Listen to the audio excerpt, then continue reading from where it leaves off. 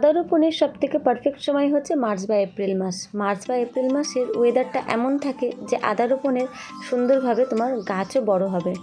কয়েকটা আদা নিয়ে নিয়েছি, যার থেকে কিন্তু খুব সুন্দর সুন্দর করে মুখ বেরিয়ে আসছে, আর এমন আদাই কিন্তু প্রয়োজন গাছ লাগানোর জন্য। তাহলে চলো, আদা তো দেখে নিলাম, এবার মাটিটাও দেখে নিই। মাটিটা কেমন মাটি নিলে আদা গাছ খুব সুন্দরভাবে হবে। প্রথমে নিতে হবে ছাই।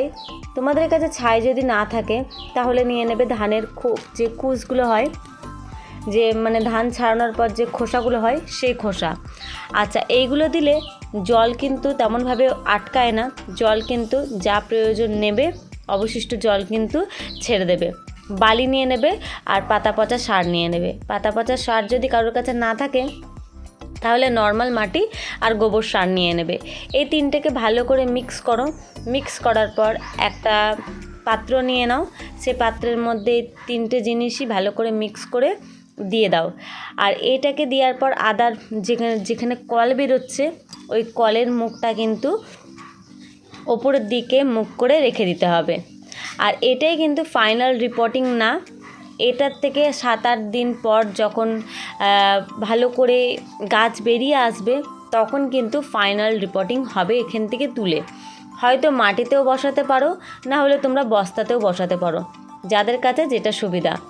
আমাদের বাড়িতে যেহেতু উঠোন আছে অনেকখানি, তো আমি মাটিতেই লাগাবো এর থেকে বের করে। দেখো, যেখান থেকে কল রয়েছে কলের মুখগুলোকে সব ওপরের দিকে রাখবো আর বাকি অংশটা নিচের মধ্যে রাখবো। পুরোপুরি কিন্তু পুঁতে দেবো না, তাহলে কিন্তু কল বেরোতে প্রবলেম হবে। একটু আড়ভাবে লাগিয়ে দেবো। প্রত্যেকটা আদায় এইভাবে লাগিয়ে দিলে কিন্তু খুব সুন্দরভাবে কল বেরোবে। 7 থেকে 8 দিন পর আমি আবার এর ঢাকনা খুলবো। ঢাকনা খুলে তারপরে অন্য জায়গায় আমি রিপোর্টিং করব।